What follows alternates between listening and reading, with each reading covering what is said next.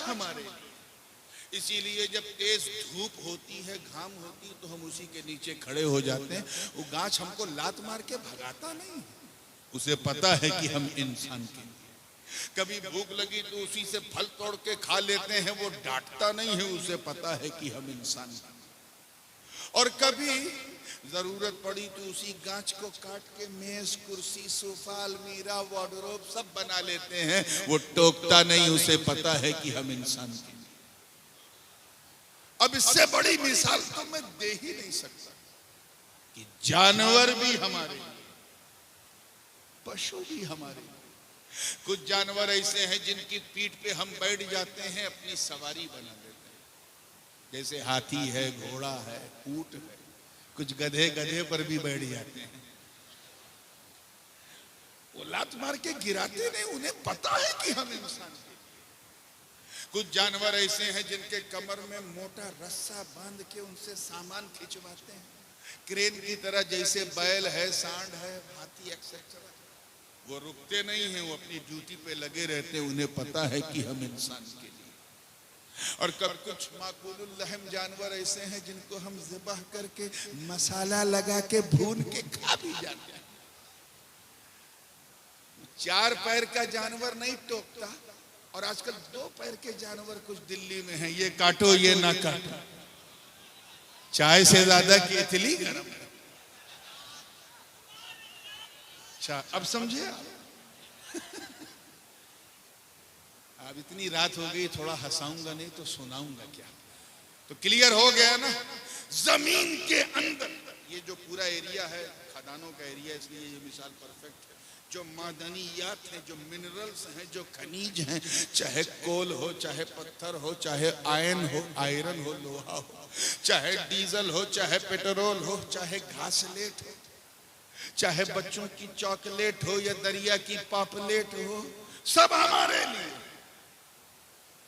मगर कभी एक सेकंड के लिए सोचा, just for the moment did you think, कभी ख्याल आया, कभी ऐसा विचार आया कि ए अल्लाह, सब कुछ तो तूने हमारे लिए बनाया, मौला हमें किसके लिए बनाया?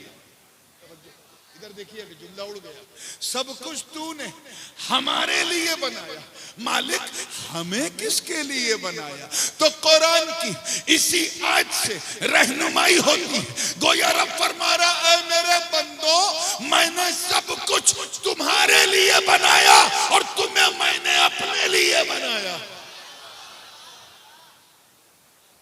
और इसलिए बनाया है ताकि तुम मेरी पूजा करो। मैं इतना महाबली, शक्तिशान, शक्तिवान, शक्तिशाली, ऑलमाइटी कि मेरी पूजा करने वाले को किसी की पूजा की जरूरत नहीं। मेरी पूजा करो, मैं ही रचयिता हूं, मैंने तुम्हें अपने लिए बनाया। अजीजा ने आगे बढ़ने से पहले थोड़ा सा एक लम्हे फिक्रिया भी देके आगे बढ़ो।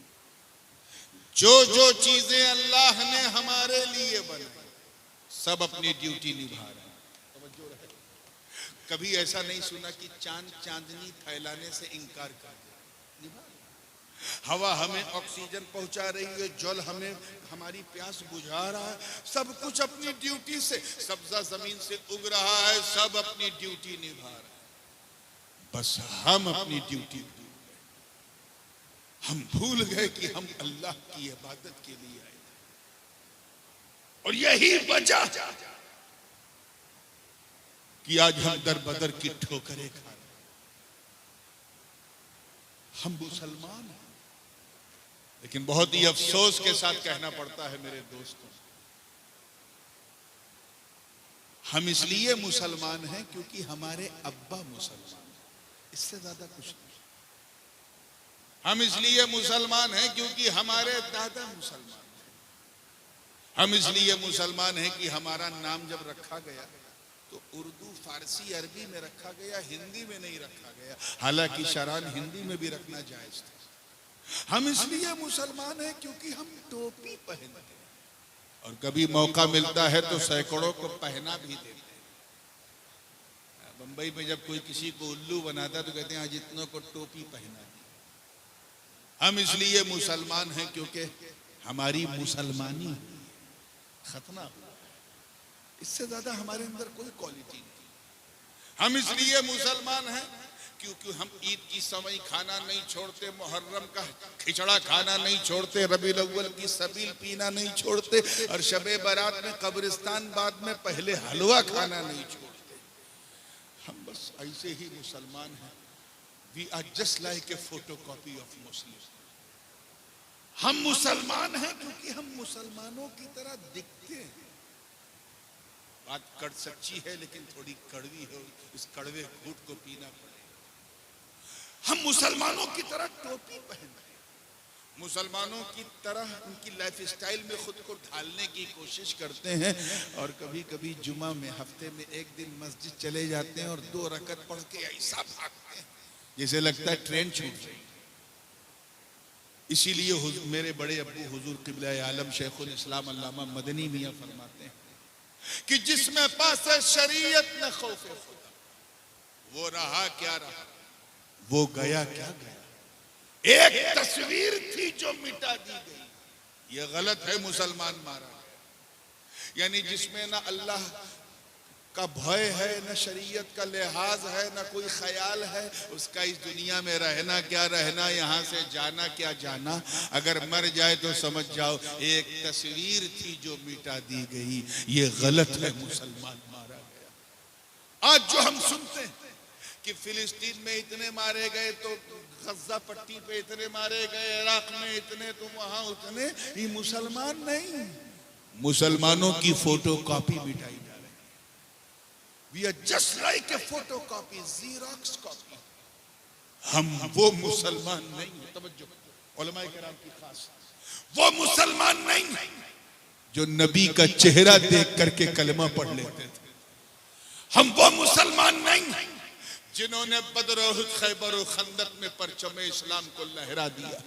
हम वो मुसलमान नहीं जो नबी का एक इशारा पाकर मक्के से मदीना हिजरत कर गए। हम वो मुसलमान नहीं जिन्होंने बदर हुनैन में सामने रिश्तेदार थे, मगर जंग करते वक्त रिश्तेदारी नहीं बल्कि मुस्तफा की वफादारी का दम भरा। हम वो मुसलमान नहीं हैं जिन्होंने कुफ्र की आंखों में आंखें डाल के हक की बोली बोली। हम वो मुसलमान नहीं हैं जिनके तसव्वुर से कैसरो किसरा की ऐवान में जलजला आ जाता था। हम वो मुसलमान नहीं हैं जिन्होंने अंताकिया की कलीसाओं में घुस के अजान दे दी।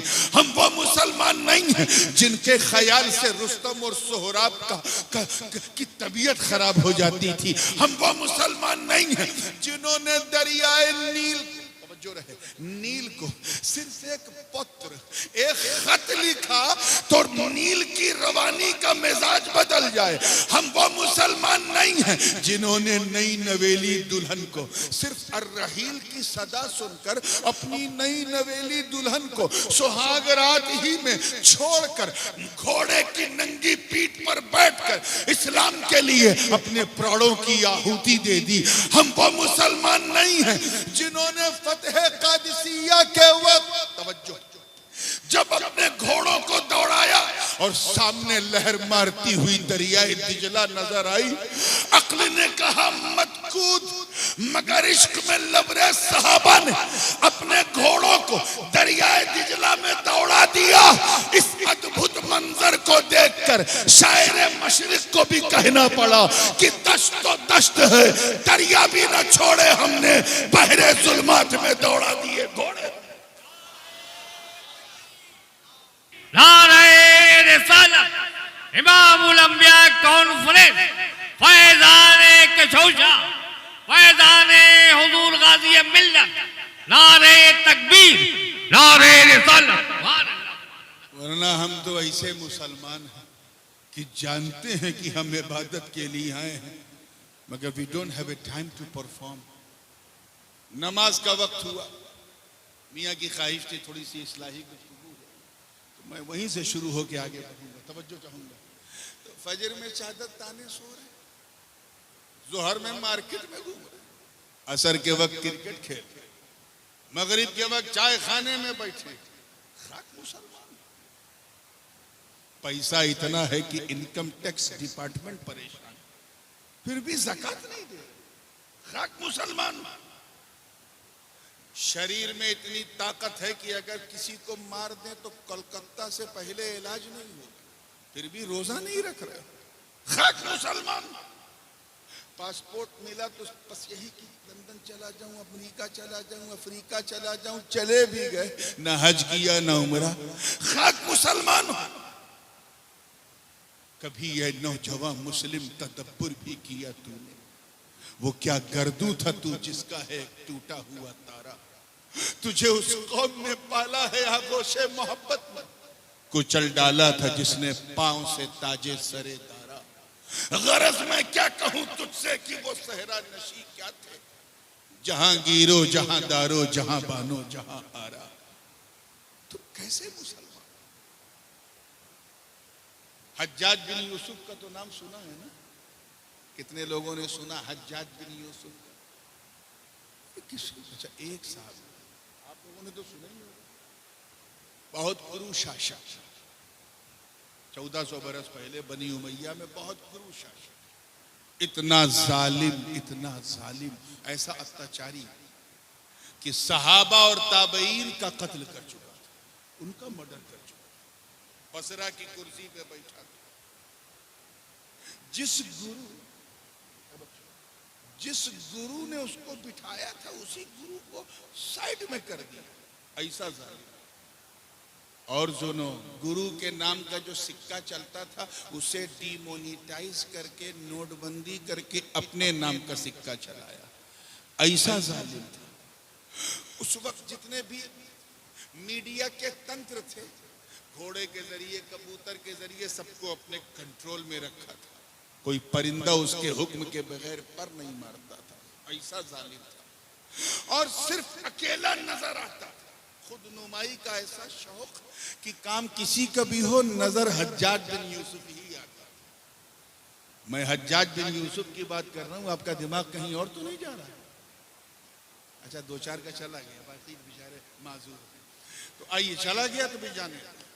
इतना जालिम और सफाक हाकिम था, गवर्नर था। एक मुरीद आया हजरत ख्वाजा हसन बसरी रज़ी अल्लाह ताला, अर्ज किया हुजूर, जैसा कि होता है दस्तूर भी है बिहार बंगाल के स्टेज कि जब आखिरी मुकर्रिर बैठता है तो पहले आने से पहले बैठने की जगह नहीं मिलती, और जब वो बैठ गया तो माशाअल्लाह क्या नजर आता है वो देख ही रहे हैं। लेकिन आपको पूरे हौसले से सुनना है, तैयार हैं आप लोग? इतना आया का हुजूर, ये इतना जालिम बादशाह, अल्लाह इसे कुर्सी से उतार क्यों नहीं देता? तवज्जो से सुनिएगा, इसे कुर्सी से हटा क्यों नहीं देता? इतना जालिम इस्लाम में। तो हजरत ख्वाजा हसन बसरी ने फरमाया, क्या फरमाया? फरमाया मा जाअल हज्जाजु इल्ला बिदुनूबिना, हज्जाज बिन यूसुफ सिर्फ हमारे गुनाहों की वजह से आया। Allah subhanahu wa ta'ala brought him upon us because we have done a lot of sins and evils. उस अल्लाह ने हमारे गुनाहों की वजह से इसे कुर्सी पे बिठाया। जरा सोचो यार, आज से लगभग 1350-1400 साल पहले जो गुनहगार थे, अब अल्लाह ही जाने वो कैसे गुनहगार थे, हमें तो कोई नजर नहीं आया उस दौर में, लेकिन जो भी थे उनको देख करके ख्वाजा हसन बसरी ने कहा, हमारे गुनाहों की वजह से ये हज्जाज हमारे सर पे बैठ गया। अरे आज के गुनहगारों को देखते तो क्या कहते? ये बात बात पर झूठ बोलने वाले मुसलमानों को, एक दूसरों का दिल तोड़ने वाले मुसलमानों को, मुस्तफा अलैहिस्सलाम की सुन्नतों की धज्जियां उड़ाने वाले मुसलमानों को देखते तो क्या कहते? ये आज के नौजवान जो रात भर फेसबुक, ट्विटर, इंस्टाग्राम पे माथा मारते हैं, इन्हें देखते तो क्या कहते? हमारी कौम की उन लड़कियों को जो गैर मुस्लिमों के साथ भाग जाती हैं, उन्हें देखते तो क्या कहते?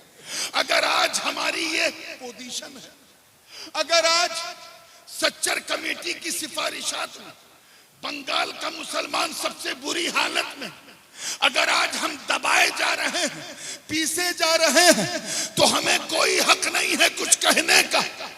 अपने गिरेबान में झांको, अपने नफ्स का मुहासबा करो, अल्लाह की बारगाह में तौबा करो, रुजू करो, आंसू बहाओ। मैं इज्जते रब्बे काबा की कसम उठा के कहता हूं कि अगर अपने गुनाहों से ताइब होकर तूने 2 बूंद आंसुओं की गिरा दी तो कयामत के दिन मौला रहमतों का दरिया बहा दे। अगर तुम्हारा आलम ये हो गया है कि जलसा भी हो तो चटपटा हो, नात भी हो तो चटपटी हो, इबादत में भी चटपटापन ढूंढते हो, हम कैसे मुसलमान? हमें तो अल्लाह ने इबादत के लिए दिया, तभी तो फरमाया मैंने इंसान और जिन्नात को अपनी इबादत के लिए पैदा किया, क्योंकि हम अल्लाह ही के हैं। अच्छा एक बात बताओ,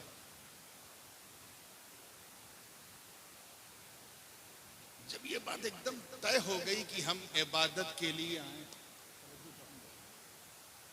आए हैं, तो ये जानना कितना जरूरी है कि इबादत कहते किसे?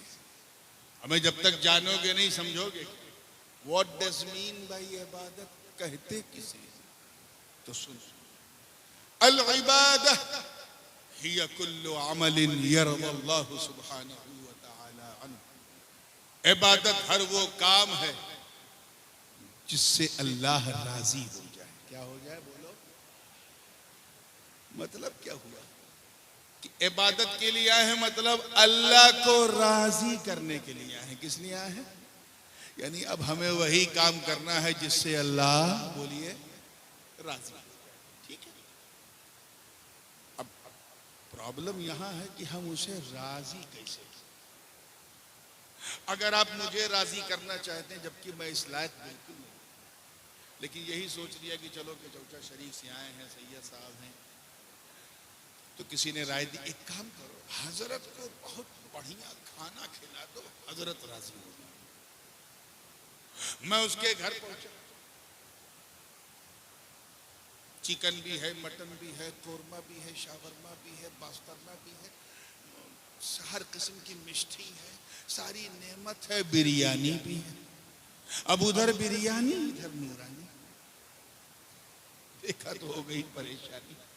ऐसा नहीं कि खाना अच्छा नहीं था, अनेक स्वादिष्ट, जबरदस्त, एक्स्ट्राऑर्डिनरी, डिलीशियस, लेकिन आई कुडंट एंजॉय, मुझे बहुत अच्छा नहीं लगा। क्यों?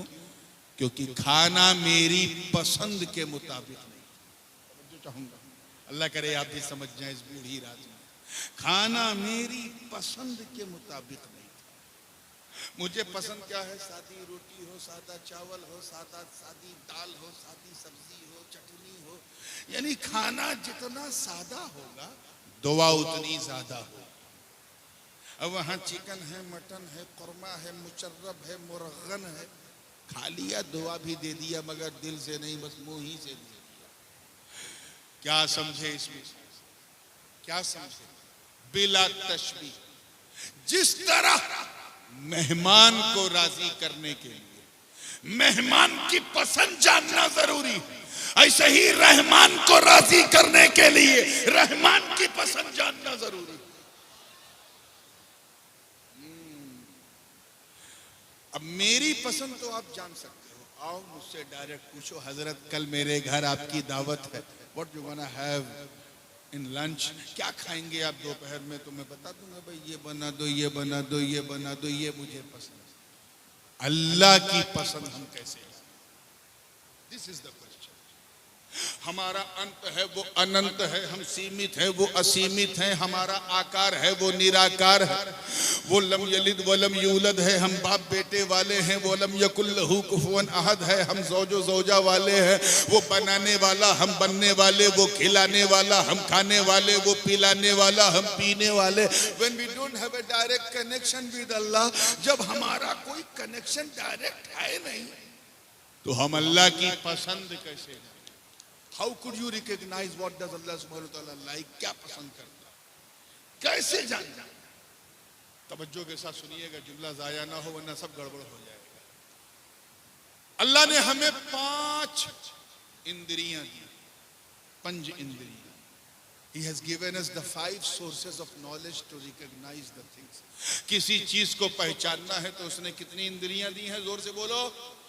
जोरे जोरे बोलें, पांच पंच इंद्रिय, पांच महान शक्तियां जिनके जरिए हम किसी चीज को पहचानते हैं।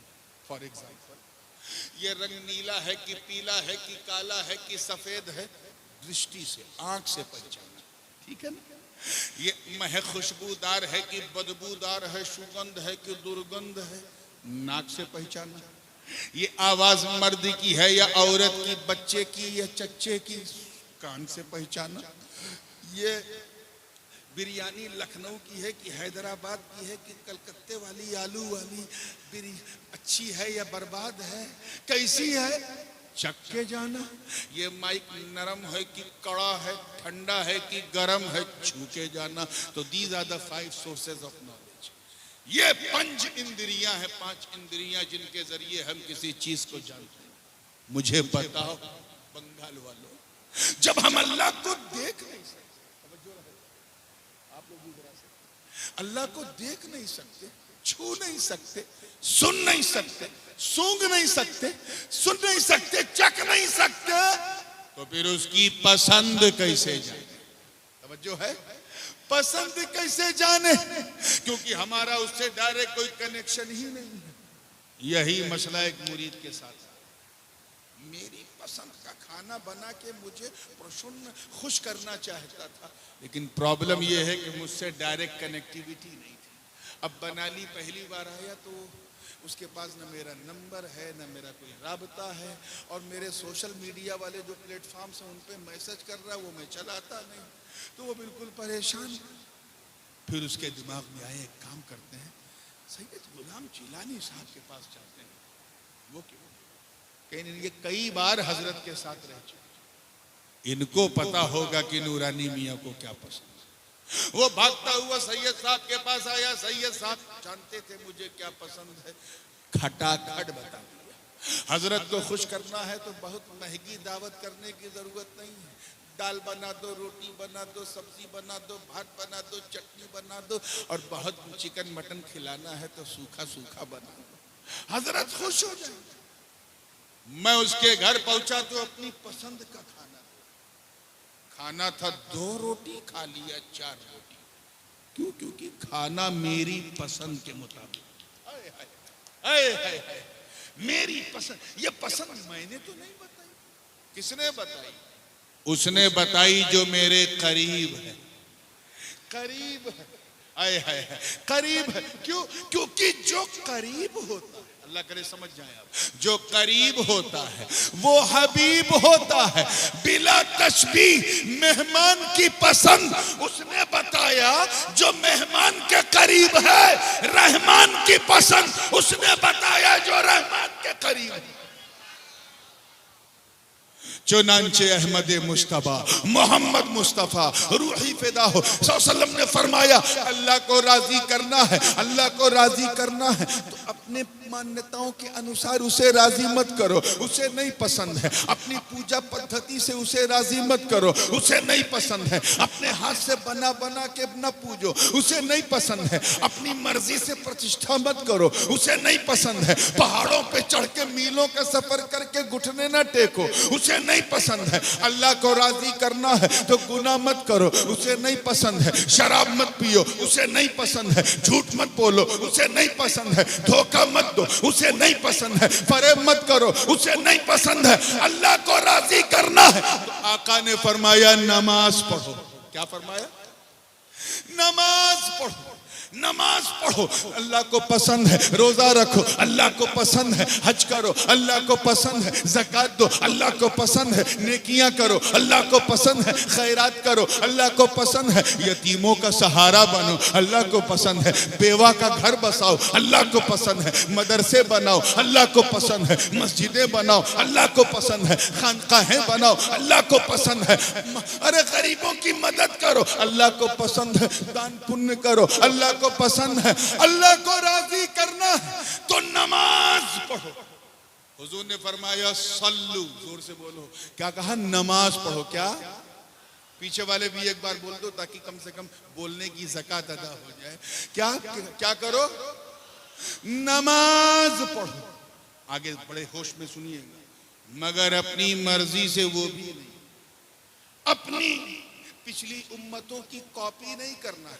हुजूर फरमाते हैं सल्लू कमा रअयतुमूनी उसल्ली, नमाज वैसे ही पढ़ो जैसे मुझे पढ़ता हुआ देखते, यानी सजदा वैसे ही करो जैसे मैं करता हूँ, रुकू वैसे ही करो जैसे मैं करता हूँ, क़याम वैसे ही करो जैसे मैं करता हूँ, उसी तरह तशहुद में बैठो जैसे मैं बैठता हूँ, तस्बीह वैसे ही पढ़ो जैसे मैं पढ़ता हूँ, तहियात वैसे ही पढ़ो जैसे मैं पढ़ता हूँ। हुजूर ने फरमाया हज करना है तो पिछली नबियों की उम्मत की कॉपी मत करो, बल्कि इहराम पहनो जैसे मैं पहनता हूँ, तवाफ करो जैसे मैं करता हूँ, सफा मरवा के बीच सई करो जैसे मैं करता हूँ, मिना मुज़दलिफा अरफात में क़याम करो जैसे मैं करता हूँ। तुझे रोजा रखना है तो उपवास मत कर, अल्लाह को नहीं पसंद है, बल्कि नियत कर जैसे मैं करता हूँ, सहरी कर जैसे मैं करता हूँ, रोजा रख जैसे मैं रखता हूँ, इफ्तार कर जैसे मैं करता हूँ, उसके बाद तरावी पढ़ जैसे मैं पढ़ता हूँ। नबी यही तो फरमा रहे हैं कि कर, मेरी अदा को तो अपना, मेरी सुन्नत पे तो चल, मैं जो करता हूं वैसा करके तो देख। अरे जब तू करेगा तो मेरी सुन्नत भी अदा होगी, मौला की इबादत भी अदा होगी। शॉर्टकट में कहा जाए कि इबादत नाम है सुन्नत पाके मुस्तफा। हुजूर की सुन्नत पे अमल करने का नाम ही इबादत है, क्योंकि हुजूर का हर अमल जो है वो हम सब के लिए नमूने हयात, उनकी सीरत का एक एक पहलू जो है वो हमारे लिए अक्सीर है। आज हम इसीलिए इतने पीछे जा रहे हैं, because we forgot the Sira of holy prophet. हम नबी की सीरत को, हम कैसे मुसलमान हुआ करते थे और आज कैसे हो गए। पहले लोग हमसे डरते थे, आज हम सबसे डरते हैं। इस टाइप का तो मुसलमान अल्लाह को नहीं पसंद। मुसलमान तो वही पसंद है जो मुस्तफा की सुन्नत पे अमल करे। इधर मुस्तफा की सुन्नत पे अमल करे। एक बात बताऊं, थोड़ा सा आपके टेस्ट कीजिए, और ये वो टेस्ट है जो इस सर्कमस्टांसेस में बहुत बेस्ट है। ये भय जो होता है ना, ये जो माहौल बनाया जा रहा है भय का, मुसलमानों डरना नहीं। हाँ? ऐसे सुनोगे तो डर जाओगे, डरना नहीं, इन्हें इनका काम करने। ये जो भय है ना, ये भी नेमत है। हमें इंसान जिससे जितना डरता है उतना दूर भागता है। आजमा के देखो, अगर आपके सामने कोई बंदूक ऐसे लेके खड़ा हो जाए, भागोगे कि नहीं भागोगे? ये मुंह से, गर्दन में। हाँ, जैसे यार 10:30 बजे आप लोग 11 बजे इतना बोल रहे थे कि मैं कमरे में सो नहीं पाया, और अब बुलवाना पड़ा। तवज्जो चाहूंगा बिल्कुल जिंदगी के साथ। अगर आपके सामने काला काला नाग आ जाए, मैं से फन खोल के सामने आ जाए और हाथ में डंडा नहीं है, कुछ नहीं है, क्या करोगे? भागोगे। इंसान डरता है तो भागता है। जान बचाने के लिए हर खतरे से इंसान, बोलो जोर से, भागता है। तवज्जो चाहूंगा, यही तो इसी को भय कहते हैं कि इंसान जिससे जितना डरता है, अगर ये पसंद आ जाए तो दुआ देना, जितना डरता है उतना दूर भागता है। मगर सिर्फ अल्लाह का भय, अल्लाह का खौफ इतना अनमोल है, इतना लाजवाब है कि बंदा अल्लाह से जितना डरता जाता है उतना अल्लाह के करीब होता जाता है। If you want to get closer to Almighty Allah, then you have a fear of Allah. अल्लाह के करीब होना तो सबसे आसान पथ ये है, उससे डरना शुरू कर, उससे डरना शुरू कर दो। तुम उससे डरोगे, लोग तुमसे डरेंगे। एक मिसाल दे दूं और इसी पर मैं अपनी बात को आगे बढ़ाऊंगा, और जैसा सुनोगे, मैंने पहले बोल दिया, सिन्नी देख के फातिहा करता हूं, वैसे ही सुनाऊंगा। तो पूरी तवज्जो के साथ, हजरत ख्वाजा ओवैसे करनीस रज़ी अल्लाह ताला, नाम सुना है ना? बिन देखे ये आलम था वो वैसे करनी, सरकार की सुन सुन के खबर झूम रहे, जंगल में इबादत कर रहे हैं अपनी, और उनकी बकरी जो है, जो बकरियां आराम से घास खा रही हैं, वो इबादत कर रहे हैं। और एक भेड़िया, जो भेड़िया समझे, हाइना अंग्रेजी में कहते हैं, लकड़बग्घा, हाँ, वो गर्दन घुमा घुमा के उनकी बकरियों की रक्षा कर रहा है। भेड़िया रक्षा कर रहा है। यार समझो, शेर होता तो मैं मान जाता कि वो कर सकता है, क्योंकि शेर जितना बड़ा दरिंदा है उतना ही बड़ा हमीयत और गैरत वाला और गयूर भी। शेर अगर पेट भर के खाना खा ले ना, कोई खतरा नहीं, तुम उसे छुओ, उसे दुलार करो, तकलीफ नहीं आएगी, उसके साथ आप टहल घूम सकते। और ये मैं सुनी सुनाई बात नहीं कर रहा हूं, मुझे जाती तजर्बा। जब मैं जिम्बाब्वे और जम्बिया के बॉर्डर पे था और वहां जंगल में गया, तो एक शेर के साथ लगभग मैं 500 मीटर तक उसके साथ चला। क्यों? क्योंकि वो मालूम कर लिया था खा पी चुका। ये और बात है कि शेर के साथ चलने के लिए जरा सीने में भी शेर दिल चाहिए, वो सबके बस का रोग नहीं है। वो अली के कछार का कोई शेर हो वही चले। तो तवज्जो चाहूंगा, चला मैं, पतली सी एक डंडी थी, वीडियो बहुत वायरल है यूट्यूब में, देखना। मैं आराम से उसका बाल ऐसे कर रहा हूं, मुझे मालूम है ये काटेगा नहीं क्योंकि पेट भरा हुआ, लेकिन लकड़बग्घा, भेड़िया, ये तो ऐसा जानवर है कि अगर गर्दन तक खा ले, इतना टाइट, और सामने बकरी कुछ भी दिख जाए तो नोचेगा जरूर, चाहे खाए। और यहां इतना अद्भुत, अविश्वसनीय, अकल्पनीय, इनक्रेडिबल, अनबिलीवेबल, नाकाबिले यकीन सीन। ख्वाजा ओवैस इबादत में मस्त हैं, बकरियां सुकून से घास चर रही हैं, और एक भेड़िया गर्दन घुमा घुमा के बकरियों की रक्षा। इस मंजर को, अद्भुत मंजर को एक मुसाफिर ने देखा तो रुक गया और कहा, बाबा ये क्या? आपको इस भेड़िए से डर नहीं लगता?